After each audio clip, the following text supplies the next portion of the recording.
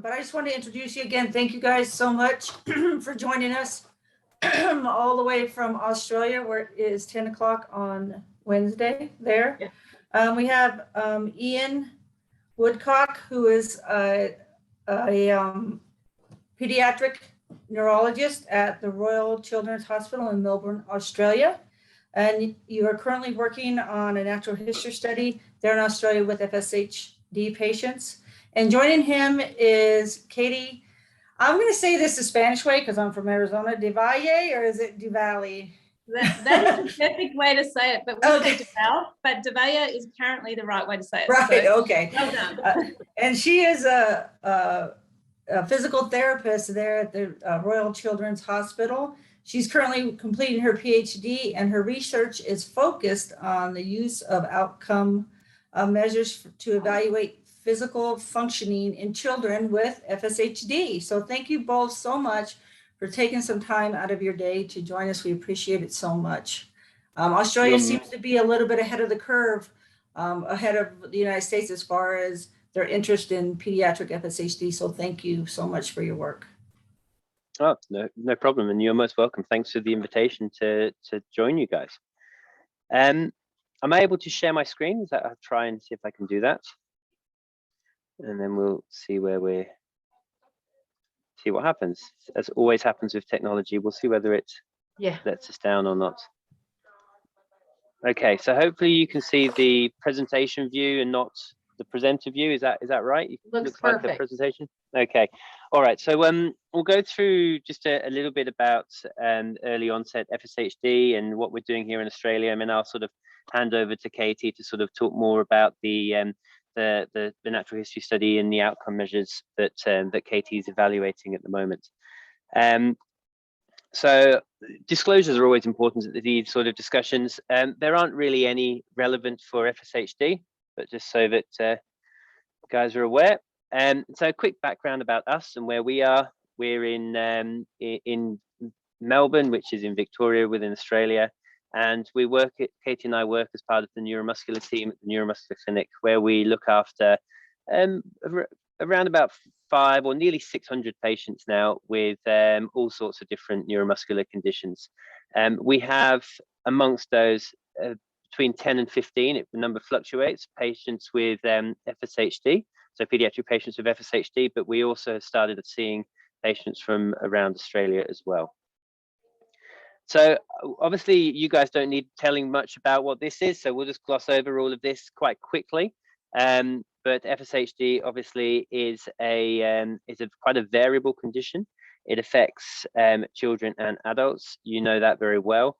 And it commonly presents with changes, weakness in the muscles of the face, but also weakness in the muscles of the shoulder girdle region, scapula.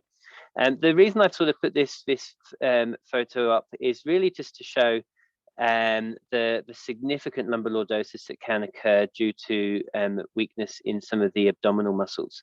And so this degree of lumbar lordosis here that you can see can be really quite disabling and can really make the ambulation really quite difficult. And this is something that we do see with some of our early onset individuals.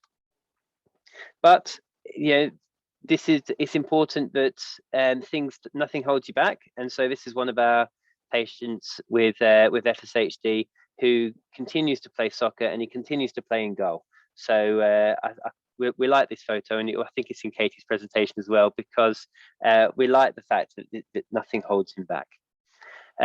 Now, I know you've had a lot of talks on genetics, so I won't labor this point as well. I'll just gloss over this quickly, but it's important just to be mindful of the genetics and how the genetics evolve, or the understanding of genetics rather evolve, as this will have direct implications to treatments coming down the line in the future. So, so we all know about the D4Z4 repeats, and that FSHD is caused by a contraction, and obviously we know that you need the 4A permissive haplotype as well. If you have a permissive haplotype and a moderate contraction, which would not put you in the FSHD1 category, but you are missing your methylation modifiers, so SMUHD1 is the commonest form, then you can have FSHD2. Now, methylation is important because I view methylation as wrapping the DNA up into a tight ball. And obviously we know that the DUX4 gene is due to the aberrant expression or de-repression of the D4Z4. And so if it's nicely methylated, then it's in a nut tight ball, and so that the DNA cannot express its gene protein. But if you don't have the methylated DNA, then it becomes open, and so that the DNA can be expressed. And so methylation is important, and the haplotype is important. And this is my last slide on genetics, don't worry. The haplotype is important because if what we know now is that in order to produce the full-length DUX4 protein, you need to be able to express through all 3 exons. And if you just have 2 exons of the expressing part of the gene, then you won't produce a functional DUX4 protein and you won't get the FSHD symptoms. But if you do have the permissive haplotype, then actually you have all 3 aspects of the coding region of the DNA, and so you can produce the DUX4 protein, which then obviously goes on to cause the FSHD symptoms. So that's just a quick overview of the genetics. And again, speaking to you guys, you don't need to be told this, but just so we all know what we're talking about. Infantile FSHD was a traditional term that used to be used for patients who showed symptoms prior to 2 years of age, but then that seemed to get expanded out to mean symptoms before 10 years of age, and then it got to a point where actually nobody knew what it meant. And so we don't really use infantile anymore, and we tend to refer to early onset.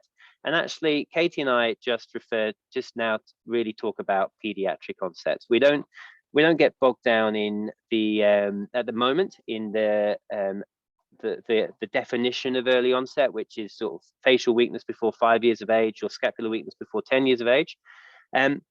Because although the research does show that perhaps severity is linked with age of onset, there's also suggestion that that doesn't always hold true. And I think the important thing is actually we need more natural history studies and we need more information.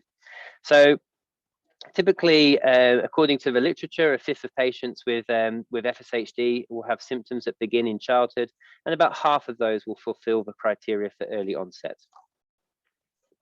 So pediatric FSHD, the prevalence is about 1 in 100,000 to 1 in 200,000 of population, depending on the study you look at. The importance is that the earlier the onset or the early onset can be linked with a more severe progression or a more severe phenotype. And so you can have extra muscular manifestations, particularly involving the eyes with the tortuosity of the retinal vessels, giving you a Rett-like syndrome, a Coates-like syndrome. And then you can have hearing issues as well with sensorineural hearing loss. Cardiac surveillance is recommended in very young kids, but preschool kids, because they are not able to sort of express and manifest their any sort of cardiac symptoms, and so surveillance is probably sensible in young children. And it also recommends annual audiometry to look for any signs of sensorineural hearing loss. Pediatric FSHD patients probably have a slightly increased likelihood to require wheeled mobility throughout their lifetime. So typically with classic onset FSHD, about 20 to 25% of patients will need to use a wheelchair, whereas it's probably closer to 45–50% in those presenting in early childhood. And also we need to monitor for their lungs, as there's an increased risk of restrictive lung disease in patients who present younger. So this is just a sort of trying to combine a few studies. So there's unpublished data from ourselves that we're in the process of publishing at the moment. In the first column, there's the natural history study that was published late last year from the Netherlands, the group in the Netherlands. And there's a natural history study from Poland in 2014, but it's kind of flown under the radar a little bit as well.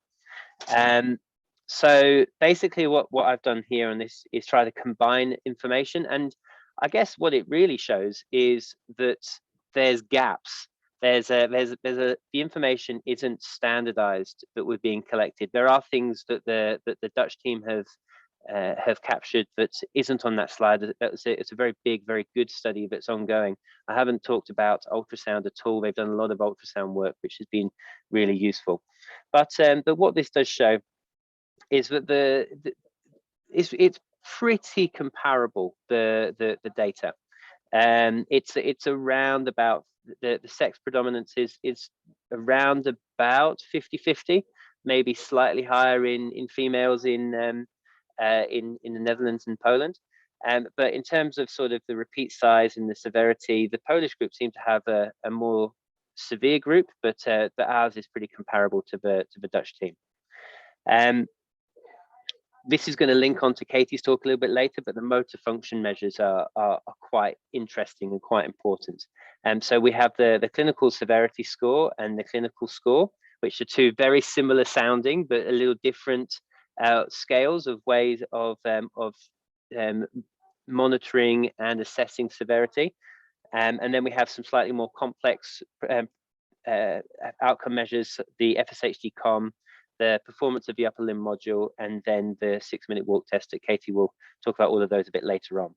But important is that at this stage, the determinants of disease progression has not clearly been defined, and it's not simply based on repeat size, although those with a shorter repeat contraction, those with lower number of repeats, do tend to be more severe, but it is not simply based upon that. There's a lot of stuff that we don't understand yet.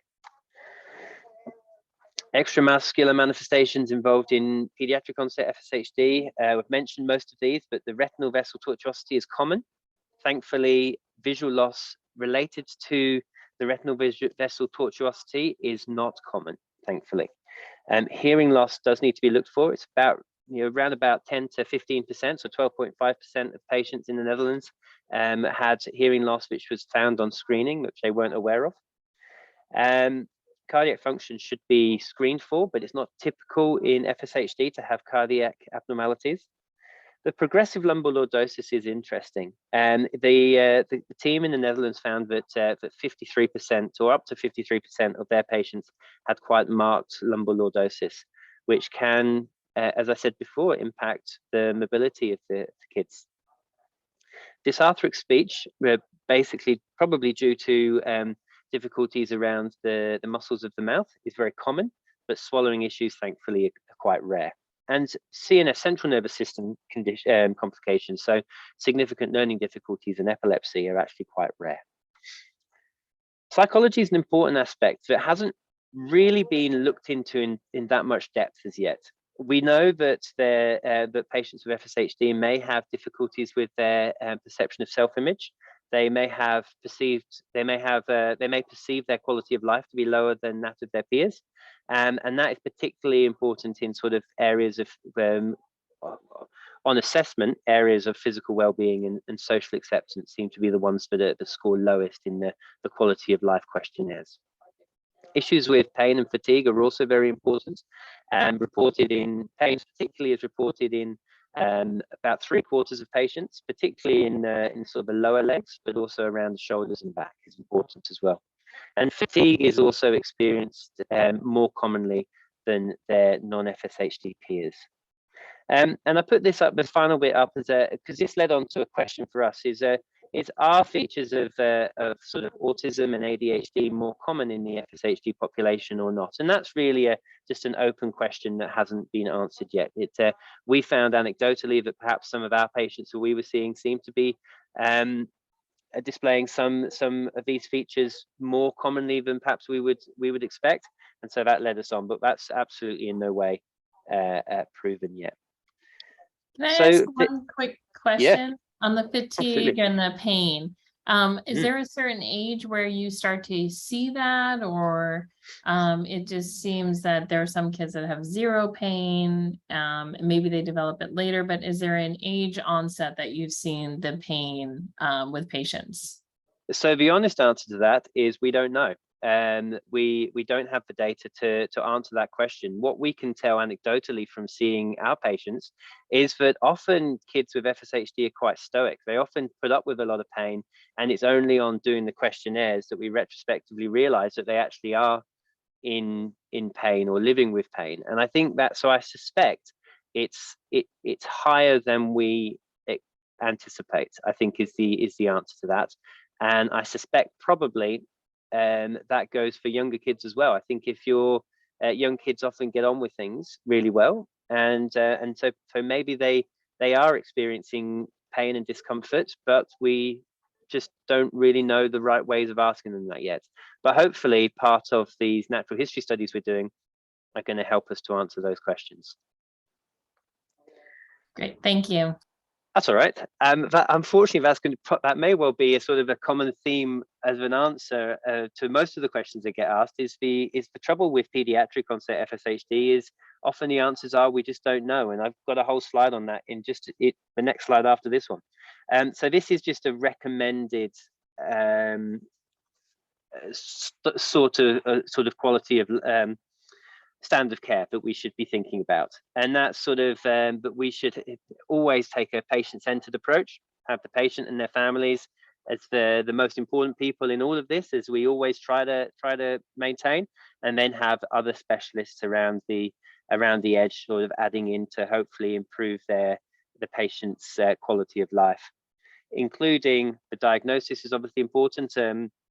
Diagnosis can be very difficult, particularly in young kids, and we hear this and see this and experience this a lot, is that a number of patients or people get have significant delays to diagnosis, and some very young kids unfortunately who present with signs or symptoms of FSHD very early in life may be misdiagnosed, and it may take a long time to have that corrected. So Mobius syndrome is a particularly common, well, it's not common, it's rare, but it's patients with FSHD who present early in life may well be misdiagnosed as Mobius syndrome. We've had a couple of patients fall into that category recently, unfortunately. So it's about increasing awareness and keeping an open mind, I think, with some of these features that patients or people may present with. The other thing which is another interesting area to look into is that some young people may present with a foot drop, and that might be their first presenting feature of FSHD, which doesn't really make sense, because previously we always thought that FSHD sort of went from top to bottom in terms of progression. It started the face and shoulders and arms, and then progressed to abdomen and pelvic girdle, and then down the bottom, down towards the distal extremities. But it might be that doesn't always hold true.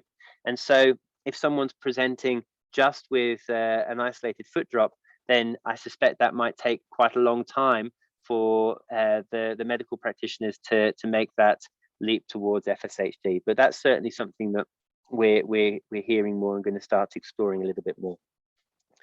But following on from the question that I was asked, there's an awful lot that we don't know. And that kind of it underlines everything that we're doing at the moment. I know for families and patients and for parents, this can be really frustrating. But the only thing I can say is that we are aware that we don't know a lot, and we're trying to make those changes now, not just us, but around the globe. So obviously we're in Australia, we don't have a standard of care at the moment for patients with FSHD. And then I'm just going to list a whole lot of questions. Is surgery an option for facial weakness? And if so, does it work? How often should patients be screened for cardiac complications, and what should we look for? How often do we need to think about other body systems like the endocrine systems, respiratory, eyes, cognitive issues? How should we manage scapular winging? Do we use physio? Do we use surgery? If we do surgery, what type of surgery? Does scapular fixation work? Does it cause problems? There's a lot of different variations in practice around the globe. Other orthopedic complications, how best do we manage those? Hearing, how about the facial weakness? Is there anything we can do to help with managing that, to make it better for people?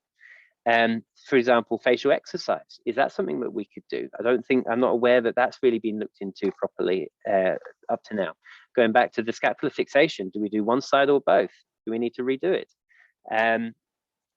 Kidneys is an interesting one because I don't think there's any evidence of that really, apart from just something we've picked up as an aside when we were doing one of our studies. There's a slightly increased rate of protein in the urine, but that just needs to be for some patients. But that kind of needs to be looked into a little bit more because that might be sort of a bit of a red herring, but we don't know is the answer.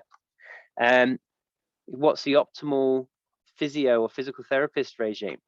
And how often should we be doing that?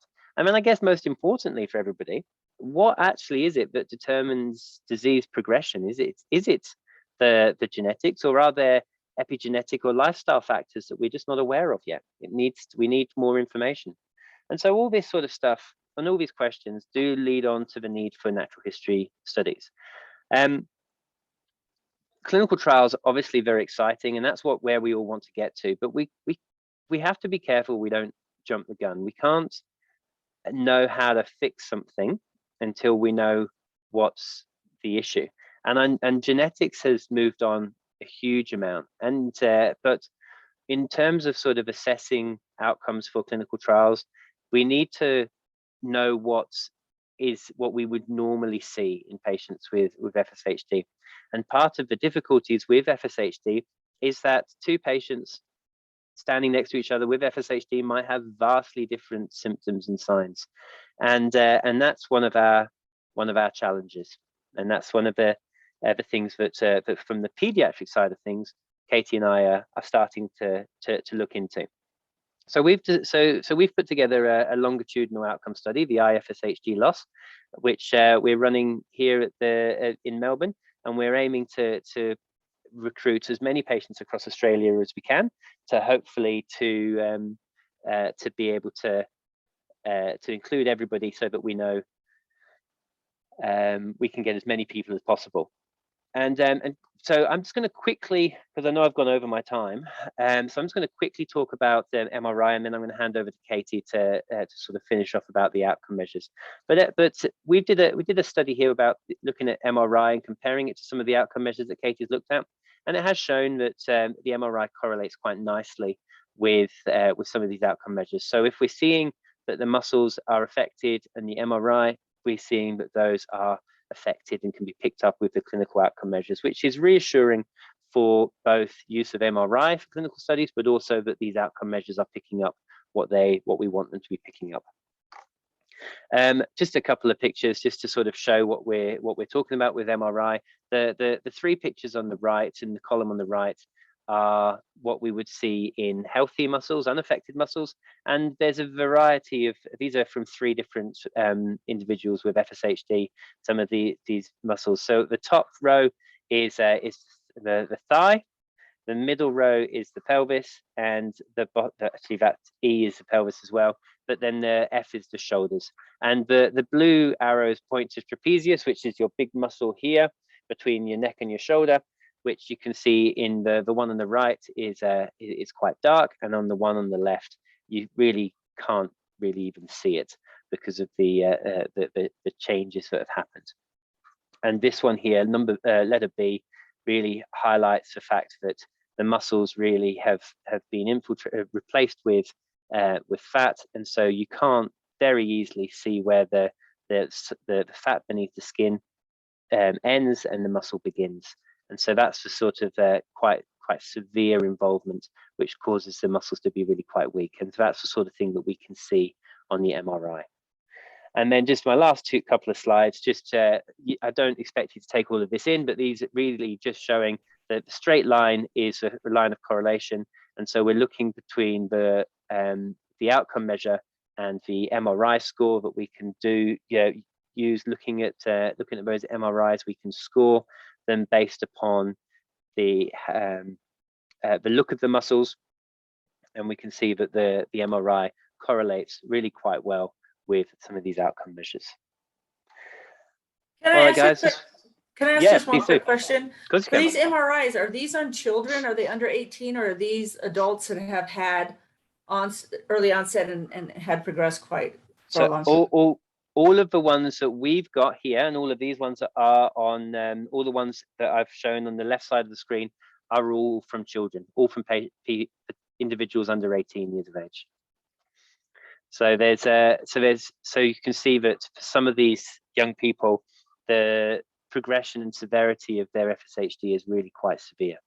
So do you have a slide like this for traditional onset? Say, you know, compared like the severity of early onset to traditional onset, as far as like a slide like this with where you show that the muscle deterioration?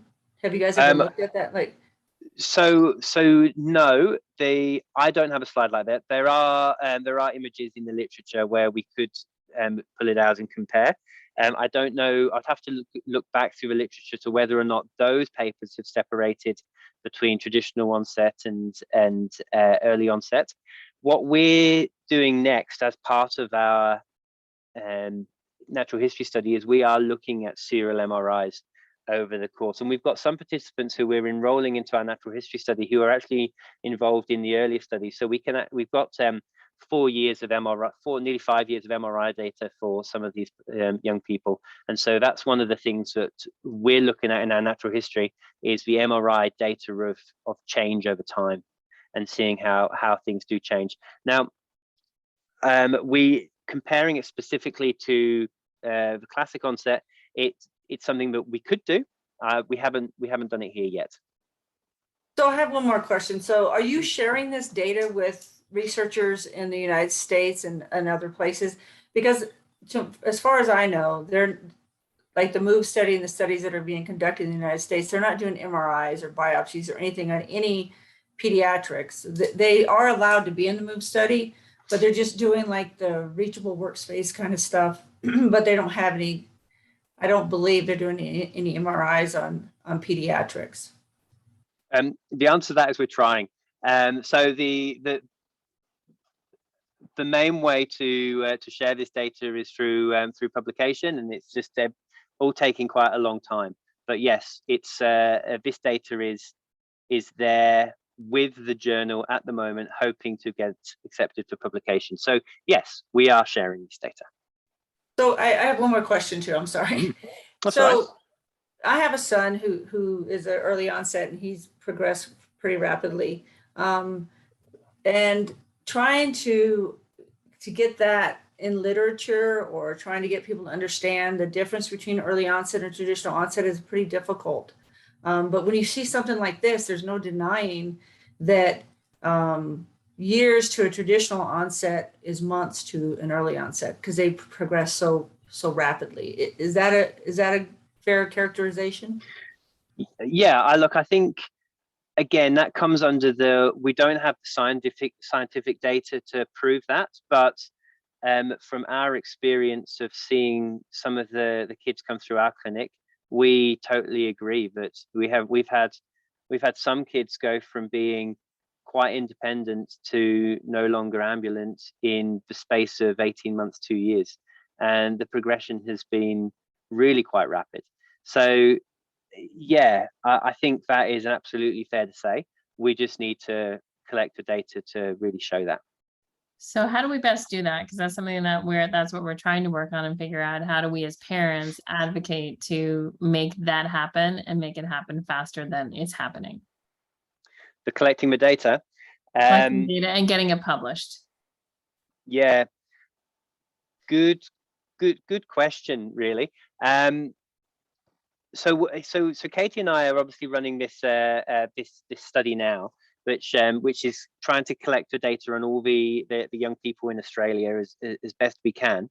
There's always challenges in getting enough people interested in studies, which has been one of the challenges. And I mean, sort of the young people with the condition, or the families, getting them to recruit into studies, that's always been a little bit of a challenge. The other, and that's something that as a parent organization you can certainly help with. But and then in terms of the researchers running the studies, how to encourage people to take an interest in pediatric side, it's a good question, and I don't know if we have an answer to that. Katie and I are certainly working and trying to work with researchers around the globe. Yeah. Katy's got good links. Yeah, why don't you jump into that, I'll Katy? hop in here. So I'll present in a minute, but the FSHD COM, which was developed obviously in the adult population, I've done a bit of work to try and modify that to use make it more pediatric friendly and use in the young people. And so I have been in communication with the developers in Rochester, and I think that might be a way where we're starting to collaborate a bit to see whether we can actually pull data and that sort of thing. So I think we're at the cusp of maybe trying to do some of that. We're not there yet, but we've got those links open, we've got that line of communication open. So we're hoping that might come to fruition.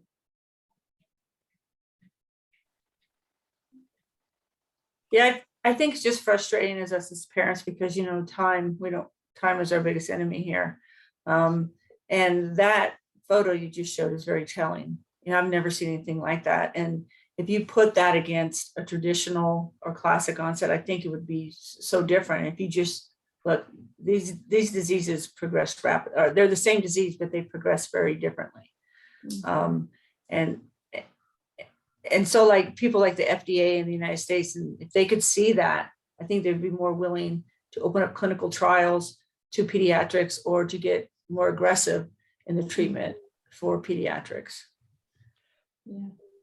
Yes. I think that's where we both Ian and I have a real passion for FSHD, and so that's why we keep pushing on with this, because I certainly feel that kids should be eligible to be in clinical trials if we can, because as you say, they've got a lot of years to live. So right, right. And the earlier you start the treatment, the better. You'll keep them walking longer or keep them mobile longer. Yeah, it's just frustrating that seems to be taking a long time. But I appreciate that these things take time. But as parents, it is frustrating. And and we want to be there and support and figure out how do we best make sure that we're doing everything that you guys need. I mean, it's painful to hear that part of the problem is that parents aren't participating. And that's one barrier. And then the second barrier is it funds? Is it access to the MRI testing? Like, what is going to be the biggest game changer to make your work actually move forward faster? So look, funding's always challenging. But the parent organizations, FSHD Society, have been really helpful with that. There's access to the MRI machine. Does vary across different centers, and the type of MRI and the quality of MRI also varies. The experience of using and analyzing MRI, looking at muscles, varies as well. And so not everywhere we've found, even across Australia, that we found that it's been very difficult to have other sites and include MRI as part of studies in other sites. So this is something which that is a significant barrier, because MRIs can be quite expensive, and analyzing MRI can be quite expensive. Then the actual science and the data with MRI varies and changes quite rapidly. So when we did the last study to when we're doing now, we're actually using a different way of analyzing the muscles this time, so that we can be a bit more scientific, and actually, rather than just showing the pictures, which are really helpful, but from a sort of a scientific and a regulated point of view, they want to know numbers. So they want to know, can they put a number on the degree of change? And so that's one of the things that we're trying to do as well, is use the techniques that were developed as part of the Lost Mapping Mod study. When they were looking at the Redux 4 study, they were looking at the actual numbers of the fat, of the fat replacement and the percentage of the fat change as a way of actually marking it and scoring those muscles. And we're looking at doing the same sort of thing, just to see if we can find an actual number, so that we can say that in pediatric FSHD, there is a change in muscles year on year, the fat increases by 10% every year, something along those lines. And then we can say, because then it actually gives us a number so that we can actually then test that further.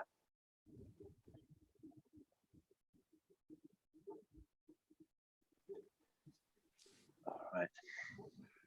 But just on that, look, if through further collaboration we do find that actually opening up further sites and doing more MRI studies in the US are an important component to future studies, then we will absolutely utilize your group to help with that. Lee, are there a lot of sites that are looking to do MRI? And is the MOVE study, do you know if the MOVE study is thinking of incorporating MRIs into future visits with patients? I'm the wrong person to ask that. I think if June were here, she could speak more specifically to that. I know that there's a lot of talk in the US about how do we advance the MRI, technology. I don't have the details and I don't want to misspeak, but let me connect with June and Jamshed and see what they know about that and get back to you, because they'll have more specifics that I don't have. Great, thanks. All right, did you want me to go on now? Absolutely. Okay, That would be I fantastic. can share my screen.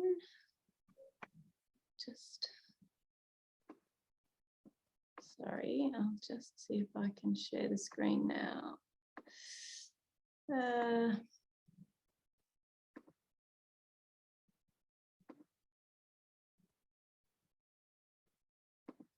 Can you see that? Perfect. Yes. Okay, great. Okay, so following on from Ian, I wanted to talk a little bit about measuring function in childhood FSHD. As you know, I'm a senior physio here at the Children's Hospital, an honorary at our Murdoch Research Children's Institute, and a PhD candidate here at the University of Melbourne here in Australia. So those are my disclosures, not very many. Going on from what Ian said, why do we want to measure function? So we want to be able to measure change in as a result of clinical interventional trials or any other intervention with patients with FSHD. We want to be able to understand disease progression as part of natural history studies, so we understand the disease and how it progresses over time. And really importantly, we want to enhance clinical care, and we want to be able to anticipate care better and be able to provide better care for our children and young people with FSHD. So the journey for me as part of my PhD started with, putting aside children, just to answer the question, well, what outcomes do we have to measure function in all individuals with FSHD? And what is the evidence to support some of these measures, and is it robust? So I did a systematic review looking at the measurement properties of performance-based measures to measure physical functioning in all individuals with FSHD, and that was published in Neuromuscular Disorders in 2019. And to summarise it a little bit, there were really only 13 studies that looked at any sort of outcome measures with individuals with FSHD. And you can see from this slide in green, there were a group of sort of low-tech clinical outcome measures that could feasibly be used in a clinical care setting, but had been used in the research papers. And then there are also sort of high-tech instrumented measures that were really much more research-based measures. But of note, most of the studies were, when you sort of look at the quality of the studies, they were of reasonably low quality because they had such few participants in most of them. So the evidence is not robust to support a lot of the measures that are out there. Also of note is that there were really only 3 studies, 2 measures. So the motor function measure, the one at the top here, the Villeroy and Bernard papers that looked at the motor function measure, which is a measure of function of general neuromuscular diseases, but they included FSHD patients in their papers, and they included some children. So there is a little bit of evidence that the motor function measure can be used effectively in children. And then the FSHD clinical score published by Lamperti, there were a few young people in that study, but really not a lot of outcome measure work done in the pediatric space. And there were also really only 2 measures that were FSH specific measures that had any sort of research evidence to support their measurement quality. And that was the FSHD composite outcome measure, which is a fairly new measure, and the FSHD clinical score. There is the FSHD clinical severity score that's available, but there's really no research evidence to support its use, but it is used widely in the research space, but there's no measurement property evidence to support its use. So in short, there's a paucity of evidence generally for the use of the outcome measures that are used primarily in a lot of the research that's undertaken in FSHD. There's minimal evidence available for the use of a lot of these measures in the pediatric space, and there's almost no evidence available to look at individuals that are no longer walking, so the non-ambulant space. So from there,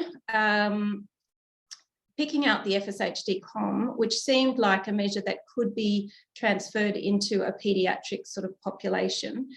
This is a measure that was published by Dr. Kate Aichinger and her colleagues in 2018. It was developed by that group of experts, and they looked at just trying to incorporate some of the common clinical measures that we might use in clinics throughout the world, and I'm sure used commonly in the US. And they picked out measures that they thought could evaluate known sort of activity limitations of people with FSHD. So they tried to pick out some of those important measures. They feel it's fairly easy to administer, and the work that they did show that it had good reliability and validity. So the issue is, when you think about using this with a pediatric population, is that it's based on adult normative data. So I don't know if you can see here, if you look at the 6-minute walk test and we look at a score of 0, which it would be that someone could walk more than 600 meters in 6 minutes. Now, if you thought about using that for, say, a 6-year-old, there's typically developing 6-year-old couldn't walk 650 meters in 6 minutes. So even if they had no muscle weakness. So the scoring obviously is an issue when you apply this measure to a pediatric population. So we'll talk about that more on the next slide. But currently in the adult version, it's scored out of a total of 72 points, where if you score higher, it's indicative of sort of poorer function. So taking that measure, what I've done is I've modified it slightly to suit a pediatric cohort. So looking at particularly the arm function measures, if I was to think about a typically developing 6 or 7-year-old, I wasn't convinced that they would be able to, without using compensation, lift a 2-kilo weight above their head. So there's no data actually out there to know what typically developing children are able to lift in forward flexion or in abduction, which is what is looked at in this scale. So to try and compensate for that, I've added in some additional weight increments, as you can see in blue, in the shoulder flexion and the elbow flexion components, to be able to use this measure in from younger to older young people. So modifying it for a pediatric population meant that we've changed the scoring, so the total score is now out of 84. And you can just see a few little pictures here of a young person performing some of the measures. They're fairly easy and simple measures to perform. So from there, we actually did a reliability and validity study looking at this pediatric version to see whether it could be used in a group of children with FSHD. So we recruited a group of children. We had 18 undertake this reliability study, and they were aged from 7 to 18 years. And we did 2 evaluations, a baseline evaluation and an evaluation 2 weeks later. And we got them to perform the FSH Compeds and some of the other measures that Ian has mentioned. So the performance of the upper limb, motor function measure, and the severity scales. So you can see from the little diagrams down the bottom, the graphs, that actually the FSH Com correlated really well with the severity scale. So this is the first one is the FSH Clinical Score, and then the clinical severity scale it also correlated with, and it correlated well with the motor function measure and the performance of the upper limb. And the reliability was actually excellent as well. But what the other positive about it was, you can see this little dot plot on the right-hand side. The first group of dots is the FSH Compeds, and I actually scored all the participants using the adult version as well, just to as a comparison. The Compeds, it's scored out of a total of 84, as I mentioned, so you can see that little dotted line at the top, and the adult version is scored out of a total of 72. So if you look at just the first group of dots, the Compeds, we did not get any participant score a total score of 84, and they actually didn't, none of them scored a 0. So this dot looks like it's a 0, but there was actually 4 points. So we didn't get any floor or ceiling effects on the measure, which means that we were picking up that every individual that was assessed had some limitation to function. On the other hand, you can see the motor function measure, the MFM, which is grouped in green, has a green circle around it, and the performance of the upper limb. Both of those measures, you can see how the dots are all around the top score, which is actually meaning, according to the MFM, a top score is good function. So it's not picking up that these individuals have any issues with function, or minimal issues with function. So I think the Compeds was quite a positive for the evolution potentially of this measure for children. So in terms of future directions, we really need to answer some more questions about the Compeds. Is it appropriate to be used in a non-ambulant population? We need to know whether it's responsive to disease progression or intervention. Does it pick up changes? And does it show that there are changes over time? And also, are there any missing items in this measure? So it was obviously developed in adults, and now we're adapting it for children. Is there anything we're missing? Are there any missing constructs? Do we need to add anything in to make it more appropriate for children? And then we need to address the scoring of it, and how we need to base that on normative data, and how that potentially might change this measure. So in thinking about that, the next,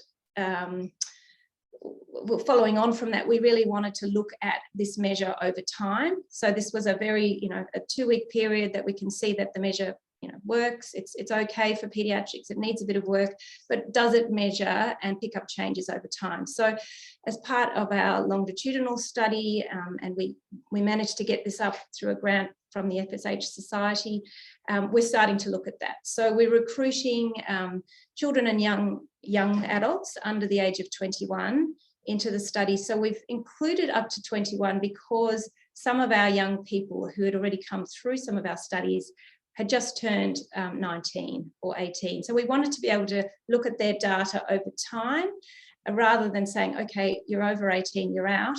We wanted to actually still include them so that we could actually still continue to look at how they were progressing over time.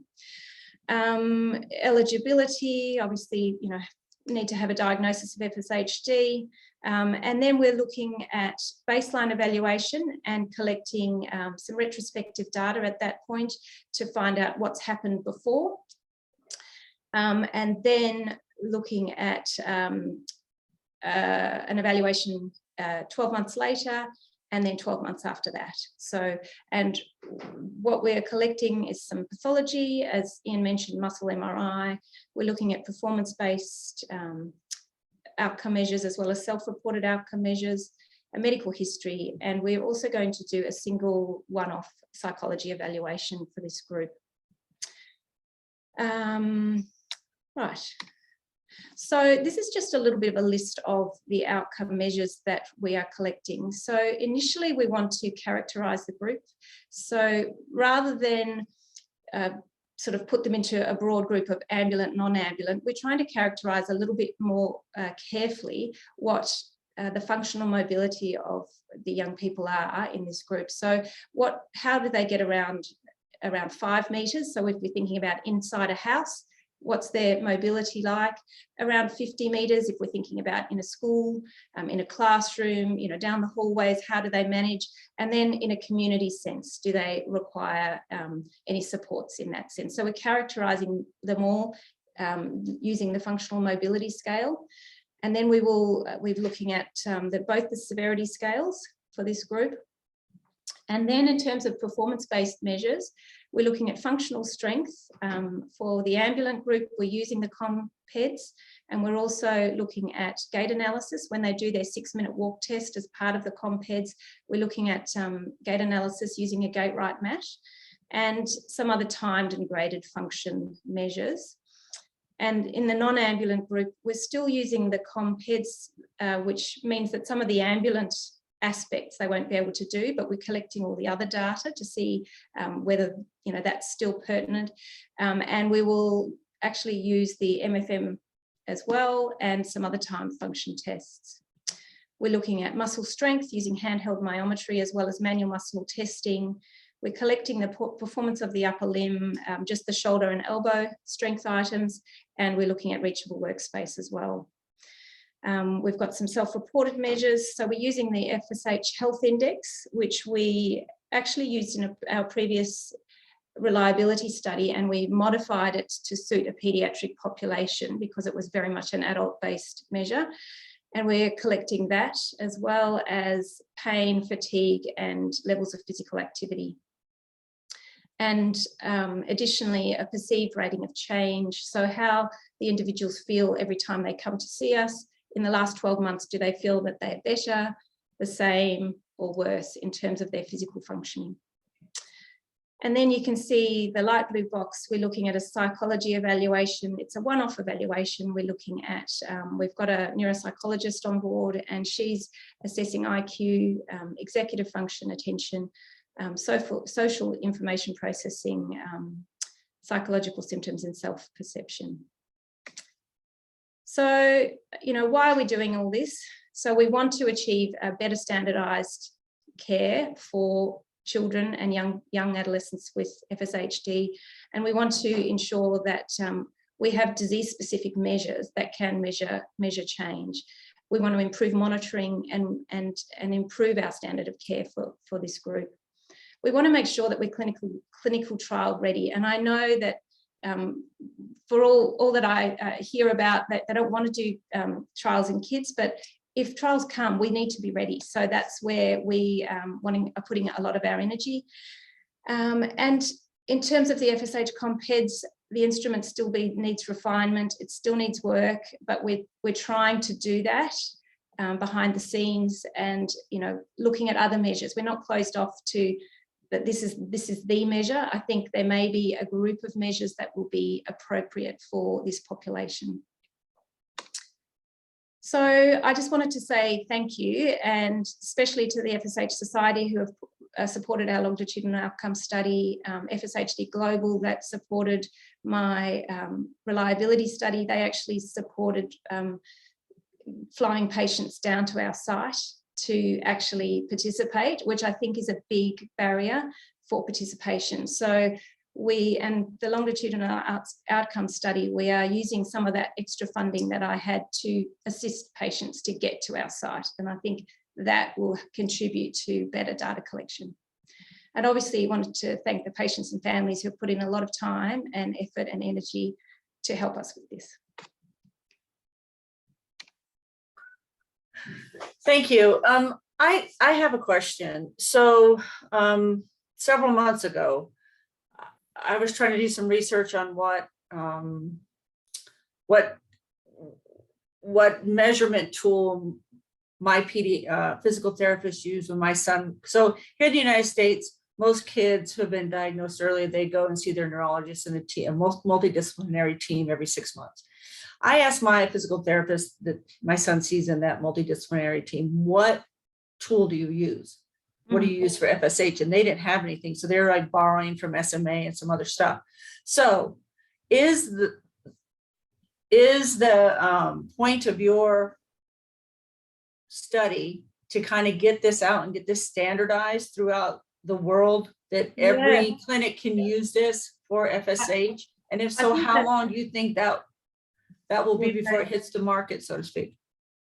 I don't know. So I think it's a little bit tricky because it's a collaboration in terms of I didn't develop the measure initially, but I've just recently done a surveying clinics around the world as to what they use to measure function in FSHD. And it's exactly what you have reported, is that people are not standardized in what they use. And this measure is not out there enough, like hardly anyone uses it. So I think that tells us that we need better education, and maybe the FSH Society can assist in that to actually push some of these measures out. Once we're happy, I think there's still a little bit of work to be done with the scoring of the measures, but I think once we're happy with the measures, I think that's where we need to translate it into clinical care. We're not quite there yet, but it's not, I don't think it's too far away. And these MOVE studies, they are helping to try and address this. You know, is it a good measure? Is it helpful?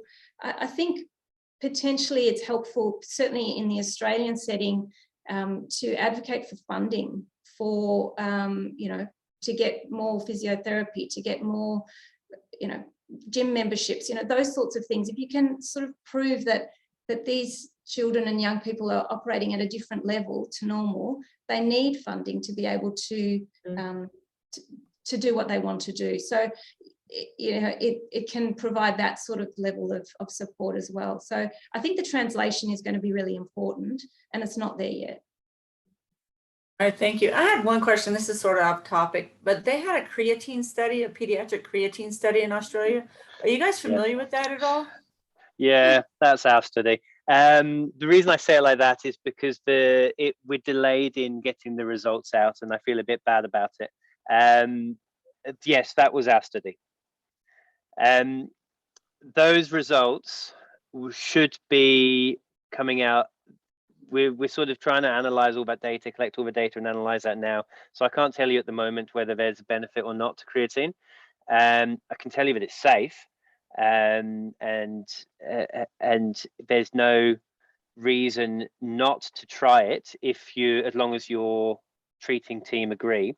But I can't tell you that there's any benefit to it as yet. Hopefully data should be out beginning of next year.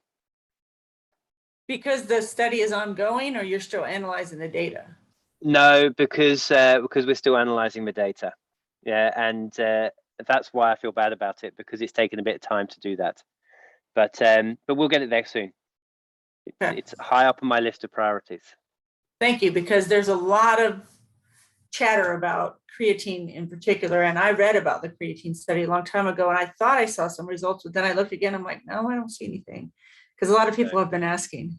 Okay, thank you for clarifying that. Okay, I will make sure I let you guys know when we have results ready. Yeah, and please let us know when you guys are ready to publish this tool to measure FSH, because we will certainly do our part in pushing it out, because I think clinics would be happy to get it, because there's nothing. And I think if you gave them something, they'd be happy to use it. And like you said, it's just a matter of education and getting the information out, I believe. I think that's a big, but even the survey that I did, the FSH Clinical Score, which has been available for many, many years, it was published in 2010, most clinics don't use that. And it's a fairly basic, easy, very you know, it's very easy to administer tool, but I think people just don't know about it. So I think it's that translation into clinics. You know, FSH, while it's, you know, the third most common of the muscular dystrophies, it's still relatively rare. If you have a smallish clinic, you don't see that many patients come through. So you may just not know about some of these measures. And even using the severity scale, it's helpful to just even categorize, you know, is this patient in the mild stage? Do I need to worry about seeing them more frequently, or are they in more severe category that, you know, I really need to, are they on the cusp? Do I need to monitor them a bit more closely? I think that's where we need to sort of go. And the translation is not really there, I don't think. Well, and Katie, I know you mentioned that, you know, perhaps that's somewhere where the FSHD Society can help is as we establish these standards of care, pushing them out. That is high on our radar and something we're actively working on. So right now, we're developing, doing a massive literature review and doing a standards of care study, which I don't ask me questions about it because I'm not a scientist and I wouldn't be able to speak to it well. But I know that we are currently working actively and trying to establish what are some of those standards of care with the intent of being able to publish it, push it out, get it into clinic, because we know that having some of those they're called standards for a reason, right? So if we can standardize some things and try to get measures that are consistent, that's only going to further our, not only the care and treatment of patients, but our understanding of the disease. It will help all the research be more effective. So that is not something that happens quickly, but it is something that we are already actively working on. And so I think it's going to be important that as you complete your work and we continue to do this work, that, you know, it's all, there's an inclusive conversation that's happening to make sure we get your learnings incorporated into that study. Yeah, great. Thank you. Well, this might sound naive of me, and I know it's a very complicated process, but it seems to me that if you could take the MRIs from kids, you could take this measurement that you're developing, and then you correlate that to methylation or, you know, repeats. If you put all that together, you should be able to extrapolate some sort of, hey, the early onset is different, and they, you know what I mean? I know that sounds very naive, and I know it's a lot more complicated, but it seems to me like they're just not putting those dots together in the pediatric world for whatever reason. Yep, and I to some extent agree with you, and that's hopefully what this our study is going to show, is that you know, we're doing all of those things. We're doing MRI, we're doing the outcome measures, we're doing the methylation, we're doing the repeat numbers. So, you know, hopefully we will show something, and we will be able to help with that. But this is not a common condition. It's not the early onset's not very common. There's not a huge number of patients out there who are able to be in these trials. So that's why these things take a little bit of time, and it takes a little bit of time to get enough participants or enough individuals to make these sort of statements scientifically valid. And I think that's part of the trouble. Well, I know some of the trouble that we have in the United States is it runs in families, and parents sort of know that their kid has it, but they're not getting them genetically tested. So they're sort of a hidden population within the FSHD community because they're there and they sort of know that they have it, but they're not really taking the extra step to get them genetically tested or even clinically diagnosed, because they're like, why, you know, what good is it going to do? There's no treatment, there's no cure. Why should I do this? You know, and it's frustrating because I think there's a lot more patients probably than we know about, because they're just not on anybody's radar, so to speak. Totally agree. And I guess that's something that as a parent and patient and the family organization you can support with, is trying to get it out there. The reasons to do the genetic testing is because if we don't know the numbers, then then it's harder for us to sort of do the studies to prove the changes and to influence governments or pharma companies to actually want to develop these drugs. So it's all a process that has to start somewhere, and the start is sort of patient ascertainment, knowing who's out there, how many is out there, how many patients are out there, what the severity is like, what the change over time is like. We need to map all those things out just so that we're able to put pressure on on people to start developing therapies. Very well said. Thank you guys so much. I love your work. I hope I can talk to you some more, and I'm looking forward to getting your measurements and hopefully distributing them as best we can, and good luck with everything. And I'm looking forward to the creatine study as well, the results of that. Me too. No pressure. Pressure's on. Turn the screws on that one. I know All right, that no problem at all. you shoehorned us into your schedule, so I appreciate it so much. This You was gave a us great presentation. And I learned so much, and thank you guys so much for all the work you're doing, especially for the pediatric population. I can't thank you enough. And I know I speak for thousands of parents across the United States when I say that. Yeah. Thank you guys. I learned so much as well. This is great. Makes me want to fly to Australia and Yes. be by you. Come and visit us. Yeah, absolutely. Thank you very much for having us. Thank you very much. Have a good day. Great to Thank meet you. all. Take care. Bye-bye. Bye now. Bye.